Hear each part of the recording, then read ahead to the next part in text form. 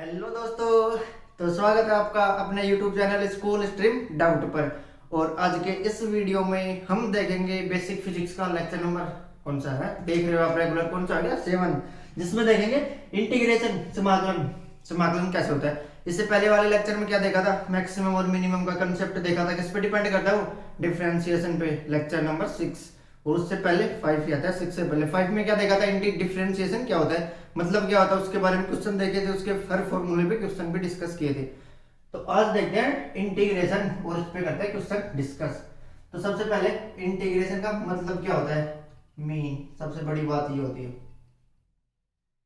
Integration होता है कि जो निरंतर होने वाले चेंजेस हैं, यानी कि जो रेगुलर चेंजेस हो रहे हैं उनका एडिशन। कि जो अपने पास कोई भी क्वांटिटी है उसमें रेगुलर जितने चेंजेस हो रहे हैं उनका क्या है,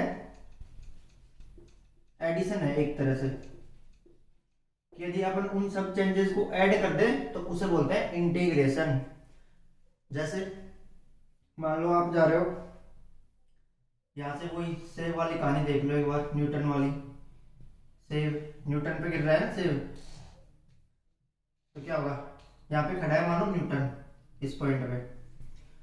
अब यहाँ पे देख रहे थे अपन, हर पॉइंट पे क्या हो रही है, वेलोसिटी इंक्रीज हो रही है। जैसे जैसे नीचे जा रहे हैं टाइम के साथ वेलोसिटी इंक्रीज कर रही है। तो टोटल कितना इंक्रीज किया वेलोसिटी ने, वो होता है इंटीग्रेशन। अब डिफरेंशिएशन क्या होता है कि किस टाइम पे क्या थी, यानी dx बाई dt, कि किसी टाइम पे v में कितना चेंज हो रहा है, सॉरी x में, वो थी डिफरेंशिएशन अपने पास। कि किस टाइम पे, यानी कि इंस्टेंट टाइम पे उसकी कितनी वेलोसिटी थी। और ये क्या होता है, टोटल, कि इसमें इतना चेंजेस हुआ इसकी वेलोसिटी में, उन सब का टोटल इतना चेंजेस हुआ। ये देखो अभी आपको ग्राफ से ज्यादा बढ़िया समझ में आएगा। तो इसका दूसरा मतलब निकालते हैं हम ग्राफ से। ये कोई अपने पास दे दिया ग्राफ इस तरह से, ये मानो ग्राफ। अब जो इंटीग्रेशन है इसका मतलब होता है एरिया अंडर द कर्व। अब यहाँ पे कर्व क्या है, ये दिख रहा है कर्व है, ये है कर्व यहाँ से यहाँ तक का, यानी कि यहाँ से ये वाला है। इसका जो एरिया है नीचे का एक्स एक्सिस तक, वो होता है अंडर द कर्व में। तो वो इसका जो एरिया होता है ये बताता है अपने पास में, क्या बताता है, इंटीग्रेशन। कि यहाँ से मान लो क्या, मैं मानू ये y है मेरे पास, ये x, y और ये x है, मैंने ऐसे लिख दिया y equal to x square, लिख दिया मैंने, क्वेश्चन में दे रखा है, सोचना नहीं है, खुद से कुछ नहीं करना। y इक्वल टू सब अपने आप होता जाएगा, एक्स स्क्वायर दे रखा अपने को। अब क्या हो रहा है, इसका एरिया रेगुलर चेंजेस हो रहा है, कोई एक सिमेट्री बन गई है। जैसे यहाँ पे अपन ऐसे मान लेते एक रेक्टेंगल बनता तो half into height into base करके निकाल लेते, ट्राइंगल बनता तो, सॉरी रेक्टेंगल बनता तो लेंथ इंटू ड्रिफ्ट ये करके निकाल लेते। लेकिन यहाँ पे क्या करेंगे, कोई बन रहा है कुछ, कोई स्ट्रक्चर ही नहीं है, कोई डायग्राम नहीं बन पा रहा, तो क्या करते हैं, देखो अपन मानते हैं यहाँ से एक छोटा सा लेते हैं डी एक्स लेंथ चौड़ाई का, यानी कि जिसकी चौड़ाई डी एक्स है, ये वाला मैंने ये ले लिया एक पट्टी यहाँ से dx लेंथ की। dx क्या होता है, 0 से बड़ा और 1 से बहुत छोटा, इसकी चौड़ाई dx, और मैंने इसकी हाइट मान ली y। अब इसको यहाँ से उठाओ और ये जूम कर लो, इस वाले इसको मैंने यहाँ पे लिया और जूम किया इसको, ये लो, थोड़ा सही नहीं बना पर सही बन गया। dx चौड़ाई dx और हाइट y, ये तो थी हाइट y, हाइट मैंने y मान ली। अब देखो इसका एरिया कितना आ गया, ये एक बन गया रेक्टेंगल, और इसका एरिया लंबाई इंटू चौड़ाई, लेंथ इंटू dx y, यानी कि dx इंटू में y, ये आ गया इसका एरिया। अब ये छोटे से पार्टिकल का इतना एरिया है, इसको मैं डी ए लिख सकता हूँ ना, कि इस छोटी सी पट्टी का एरिया है मेरे पास डी। अब इसमें इतनी ही इनफाइनाइट पट्टियां बन रही होंगी, जैसे एक ये भी बन रही होगी, ऐसे एक ये, इस तरह से इसमें क्या होगी, इन्फिनिटी होंगी इन पट्टियों के नंबर, इनके नंबर। तो यानी कि dx चौड़ाई की मैं इसमें इनफाइनाइट बना सकता हूँ, स्टेप जितना कि एरिया निकाल ले। तो अब जो इसका एरिया होता है डी ए, यानी कि एक स्मॉल, एक छोटी पट्टी का एरिया मेरे पास आया y इंटू डी एक्स। तो यहां से मैं ऐसे कर दूं, D a integration of D A.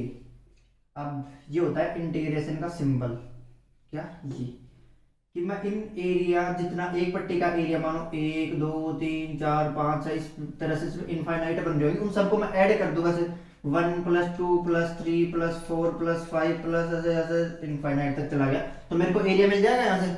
तो जो मैथ में ऐड करने का यहाँ पे तरीका होता है वो होता है इंटीग्रेशन। बस यहाँ पे लिमिट लगा दो, डी ए इक्वल टू यहाँ से कर दो वाई, वाई की जगह में एक्स स्क्वायर पुट कर दो, x square dot d x, यही हो गया। और कहाँ से कहाँ तक हो सकता है देखो, जीरो से, और मैक्सिमम कहाँ तक जा रहा है एक्स तक। लिमिट लगा दी मैंने जीरो से एक्स तक कि मुझे बस इतने इस एरिया का ही तो निकालना है। मानो ये ग्राफ में ऐसे आगे और बढ़ा देता इस तरह से, तो मेरे पास ये एक्स होता, इतने एरिया का निकालना होगा। तो ये एरिया की लिमिट कितनी हो जाएगी, यानी कि जीरो पहले था और लास्ट में ए, यानी कि जब यहाँ से स्टार्ट हुआ तो इसका एरिया वेक्टर जीरो था, और लेकिन जब ये इसके यहाँ तक आ गया अपने पास में तो इसका एरिया कितना हो गया ए, पूरा एरिया ए हो गया। तो ये होती है अपने पास में लिमिट। इस तरह से इसको इंटीग्रेशन को शो करते हैं। क्या है, एक तरह से टोटल एडिशन ही तो है, ऐड ही तो कर रहे हैं अपन इंटीग्रेशन में, और कुछ नया थोड़ी कर रहे हैं। बस ऐड करने का इजी एक तरीका देखा है कि इस तरह से ऐड हो सकता है, उसको बोलते हैं इंटीग्रेशन, और कुछ नहीं है ये। अब जनरली जो अपने पास इंटीग्रेशन होता है ये क्या होता है, अपोजिट होता है। किसके विपरीत होता है, बिल्कुल किसके विपरीत होता है, अवकलन के। अवकलन का ये अपोजिट कह सकते हैं इसको, कि जो अवकलन होगा उसका उल्टा समाकलन। अवकलन समाकलन दोनों में कितना इनवर्सली प्रोपोर्शनल होते हैं, दोनों एक दूसरे के। कैसे, देखो यहां से dy बाई डी एक्स, यानी कि मैंने कोई भी क्वांटिटी जिसके में चेंज हो रहा है वो x के रिलेटिव में, इंस्टेंटिनियस किसी क्षणिक टाइम पे निकाल रहे हैं। तो यहाँ से dy बाई डी एक्स किया मैंने, अपॉन में किया, अपॉन का उल्टा यानी कि डिवाइड का उल्टा क्या होता है, मल्टीप्लाई। डिवाइड का उल्टा क्या होता है, मल्टीप्लाई। जैसे यहाँ पे नॉर्मल कंडीशन देखो, y इक्वल टू है मेरे पास एक्स स्क्वायर, तो मैं इसका डिफरेंशिएशन करने के लिए क्या करूंगा, dy बाई डी एक्स, यानी कि dx इसके अपॉन में करूंगा, ये हो गया इसका डिफरेंशिएशन। लेकिन मैं इसको इंटीग्रेट करना चाहूंगा ना, इस तरह से करूंगा, dy equal to x square dot d x, यहाँ पे dx अपॉन में, यहाँ पे मल्टीप्लाई में, अपॉन में मल्टीप्लाई में, डिवाइड का उल्टा मल्टीप्लाई होता है। इसलिए बोलता है कि जो अपने पास समाकलन होता है वो जनरली अवकलन का उल्टा होता है। कैसे, ऐसे होता है देखो। अब dy बाई डी एक्स ऐसे कर दिया मैंने, x की पावर n, तो जो इसका इंटीग्रेशन होगा वो होगा x की power n dot d x, और लिमिट लगा दे अपन, कहां से कहां तक कर रहे हैं वो इस पे लिमिट लगा देंगे। तो dy बाई डी एक्स का मल्टीप्लाई अपन इंटीग्रेट करेंगे तो ये आता है अपने पास में। अब कैसे आता है देखो, अपोजिट और इसका एग्जांपल और देखो, जैसे मेरे पास y इक्वल टू क्या है, sine x, y equal to क्या है, साइन एक्स। यदि मैं इसको, दो चीजें होती हैं, एक तो डिफरेंशिएशन और एक इंटीग्रेशन, डिफरेंशिएशन और ये इंटीग्रेशन। अब मैं इसका डिफरेंशिएट करूं साइन एक्स को, यानी कि क्या होगा, dy by d x equal to क्या आ गया मेरे पास में, कोस एक्स, ये आया। और लेकिन मुझे क्या करना है, इसका इंटीग्रेट करना है, यानी कि dy इक्वल टू क्या हो गया, sine x dot d x, dot में करेंगे ना, तो जो इसका इंटीग्रेशन आता है ना वो डिफरेंशिएशन का अपोजिट होता है, यानी कि cos x का अपोजिट क्या हो गया, माइनस cos x। यानी कि sin x को इंटीग्रेट करते हैं तो माइनस में cos x मिलता है, लेकिन डिफरेंशिएट करते हैं तो cos x मिलता है। अपोजिट है ना दोनों एक दूसरे के, माइनस से तो अपोजिट ही पता चलता है, और तो कुछ पता नहीं, पैरेलल थोड़े पैरेलल लग रहे हैं। अरे भाई cos से माइनस में जा रहा है, यानी कि अपोजिट हो गए। अब इसी तरह देखो, cos x है अपने पास में, जिसको डिफरेंशिएट करते हैं तो अपने को क्या मिलता है, sin x, यही तो मिलता है, या और कुछ मिलता है, याद नहीं करो, याद कौन करेगा, मैं थोड़ी करने बैठूंगा। अब एक दिन में याद नहीं होगी, प्रैक्टिस करनी पड़ेगी, प्रैक्टिस होती नहीं है। तो cos x का इंटीग्रेशन करेंगे तो क्या होगा देखो, माइनस साइन x का अपोजिट क्या हो गया, साइन x। आ गया कुछ, आ रहा है कुछ समझ में, पता चल रहा है कुछ। माइनस साइन x से साइन x, डिफरेंशिएशन का अपोजिट माइनस से, यहाँ पे भी माइनस में और यहाँ पे भी माइनस में। तो इसी तरह कहते हैं कि इसी बेसिस पे कि ये अपोजिट होता है। और देखो जैसे y equal to log e to the power x, अब इसके दो चीजें होती हैं, एक तो इसको डिफरेंशिएट करते हैं अपन x के रिलेटिव में, तो क्या मिलता है अपने को, 1/x, यही मिलता है, यही मिलता है ना, या और कुछ मिलेगा, यही मिलता है सर, इसको डिफरेंशिएट करेंगे तो। अब इसका अपोजिट कैसे देखो, इसको डिफरेंशिएट कर रहे हैं तो ये मिल रहा है अपोजिट, मतलब जैसे 9 में मैंने 2 ऐड किया तो मिल गया 11, अब अपोजिट क्या हो गया, 9 में मैंने 2 माइनस किया तो मिला मेरे को 7। अपोजिट ही होता है। अपोजिट जैसे आप गए जयपुर से अजमेर के लिए निकल पड़े, अपोजिट होगा आप अजमेर से जयपुर आओगे, अपोजिट होगा ना। तो यानी कि इसको डिफ्रेंशिएशन कह रहे हैं। लेकिन आप गए किसमें, जाते वक्त आप गए बैलगाड़ी से गए, आते वक्त आ रहे हो प्लेन से। अब बैलगाड़ी और प्लेन एक दूसरे के अपोजिट है ना, अपोजिट हो गए एक दूसरे के डायरेक्शन में। तो उसी तरह से डायरेक्शन यानी कि जो डिफरेंशिएशन होता है उसका अपोजिट क्या होता है अपने पास, इंटीग्रेशन। यानी कि मैं 1/x का इंटीग्रेट करूंगा ना तो log e to the power x मिलेगा। 1/x को इंटीग्रेट करने पे ये मिलेगा और log e की पावर x को डिफरेंशिएट करने पे ये मिलेगा। अपोजिट है ना एक दूसरे के, तभी तो अपोजिट है।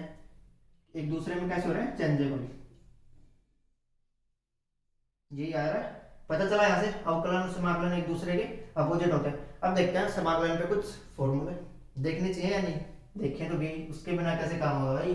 तो इस पर देखते हैं फॉर्मूले क्या देख रहे हैं इसमें। फॉर्मूला सबसे पहला फॉर्मूला क्या होता है अपने पास में, y इक्वल टू एक्स की पावर n, इसका इंटीग्रेशन क्या होगा, इसका इंटीग्रेशन होगा x की power n plus 1 upon n plus 1।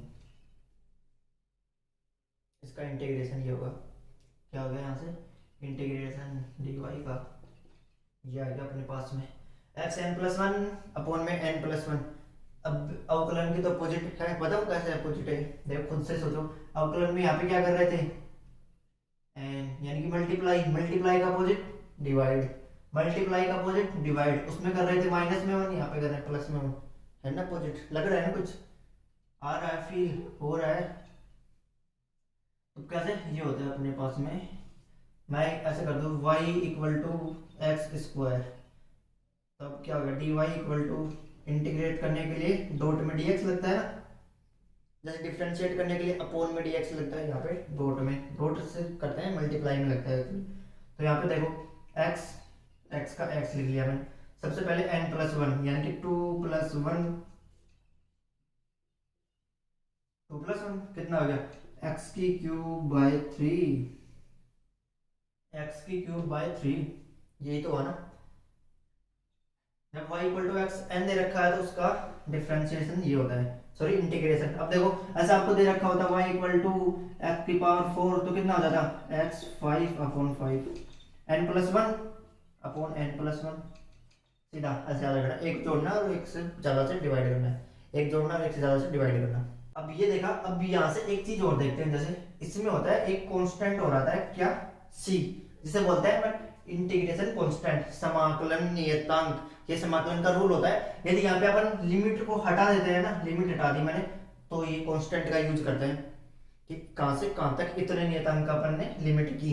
Limit नहीं लगाते तो ये लगा देते हैं, लिमिट लगा दी यहाँ पे, इस तरह से मैंने लिमिट लगा दी, मान लो 2 से n इक्वल टू 2 से n इक्वल टू 5 तक लिमिट लगा दी मैंने यहाँ पे, तो फिर c की जरूरत नहीं। जब लिमिट नहीं लगाते तो c की जरूरत होती है, यानी कि c और लिमिट दोनों कैसे एक दूसरे कुत्ता बिल्ली की तरह है।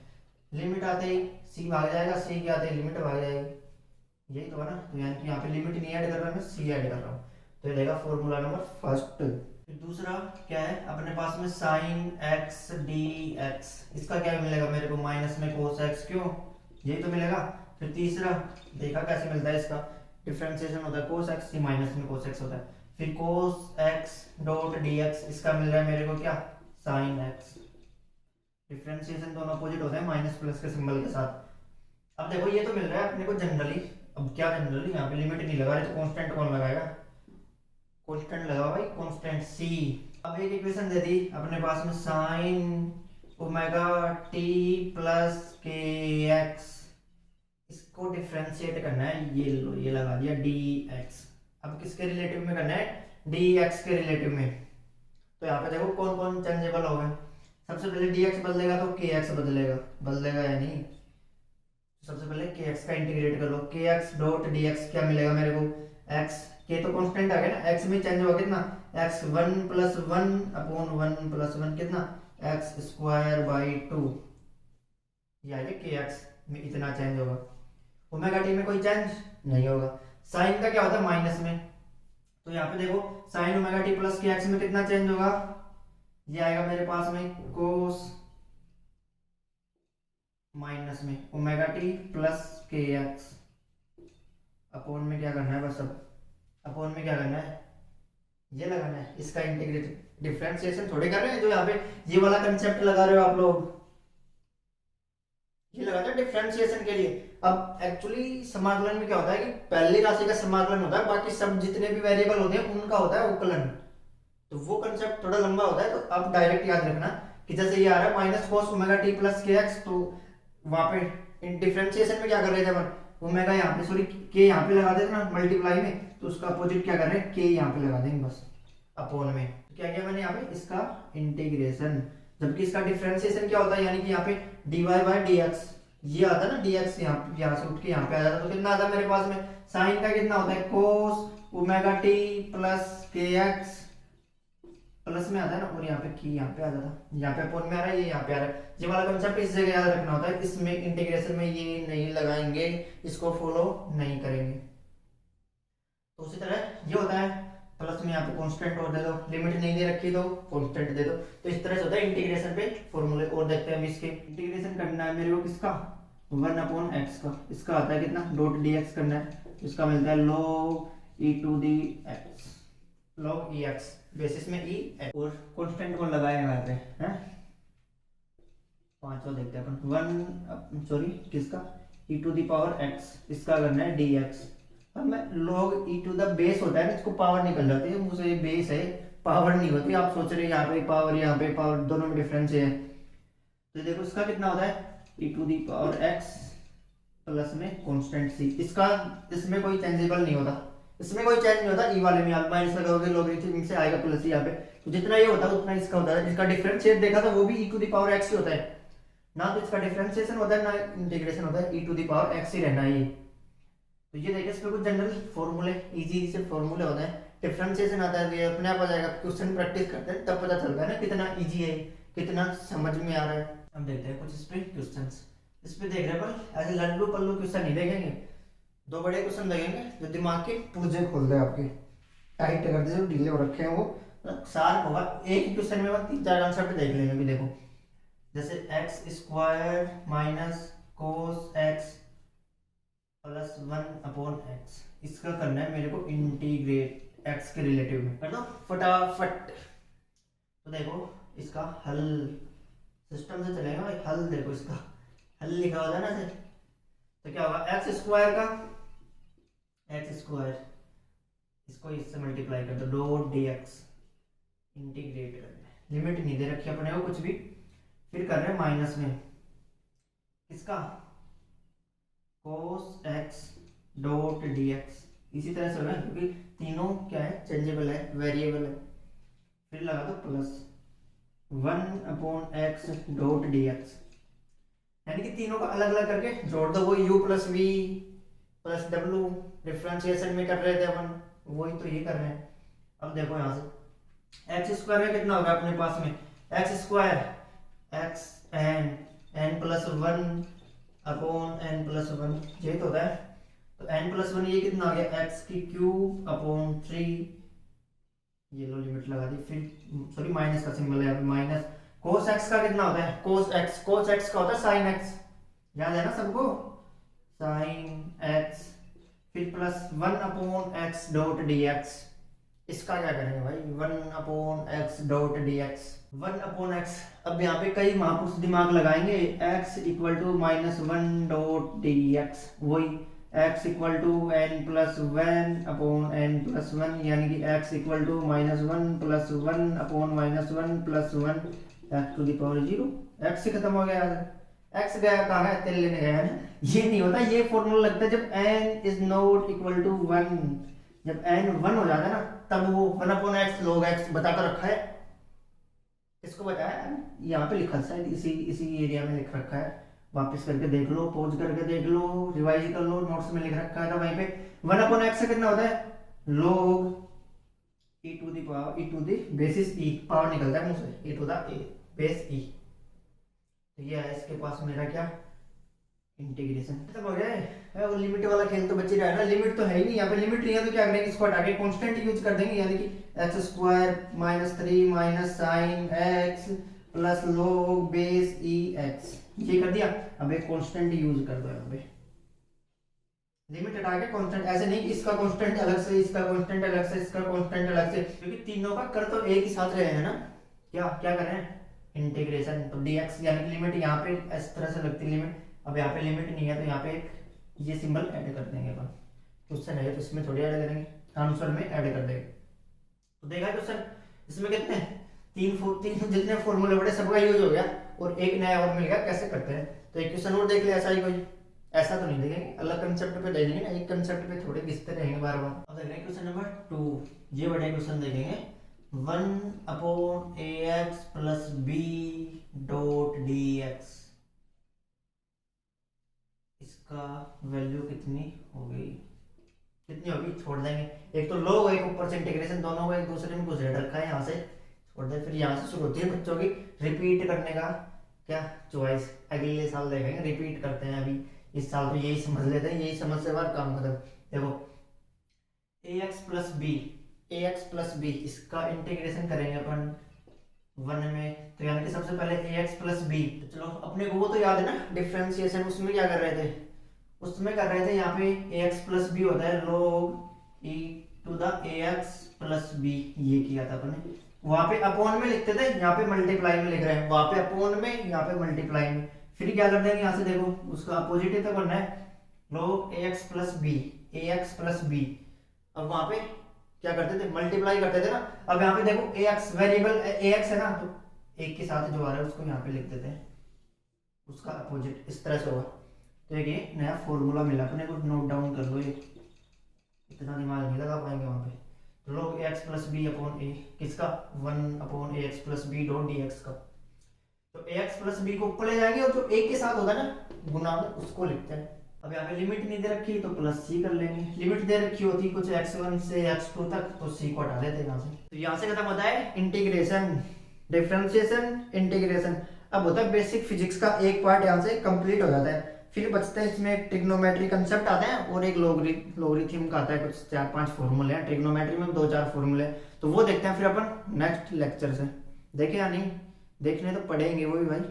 तो वो नेक्स्ट लेक्चर में खत्म, फिर अपन कर देते हैं इस तरह से क्या अपना बेसिक कंप्लीट, फिर उसके बाद सीरीज स्टार्ट करते हैं अपनी रेगुलर, जो कि काम आने वाली, काम ये तो काम आने वाला है, ये सबसे बेसिक हो गया, ये हर जगह आपको यूज होते रहेंगे। यहाँ ही अब ऐसा नहीं आप समाकलन को रटने के लिए बैठ के वहां पे रटना नहीं है, आप क्वेश्चन प्रैक्टिस करोगे, आप अपने आप रिवाइज होता रहेगा, अपने आप रिवाइज होता रहेगा, तो कोई दिमाग में बैठ जाएगा।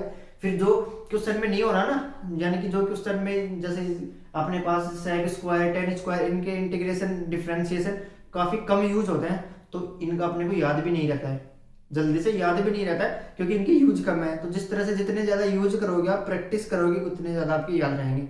ये नहीं कि रट रहे हैं फालतू में, नहीं, क्वेश्चन प्रैक्टिस करोगे अपने आप याद हो जाएंगे। तो थैंक यू, फिर मिलते हैं नेक्स्ट लेक्चर में।